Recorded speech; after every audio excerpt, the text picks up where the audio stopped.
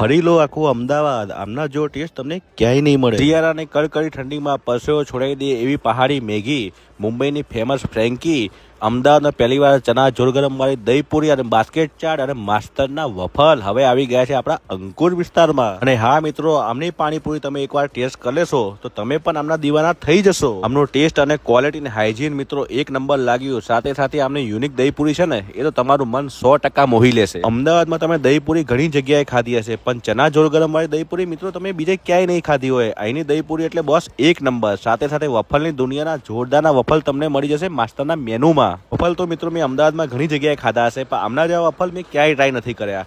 આમના વફલ તમે પણ એકવાર ખાશો ને, તમે પણ મારી જેમ આમના દીવાના થઈ જશો। આ શિયાળાની કડકડી ઠંડીમાં એકદમ તડકાવાળી મેગી કોઈ ખવડાવી દે તો આબુ જવાની સી જરૂર।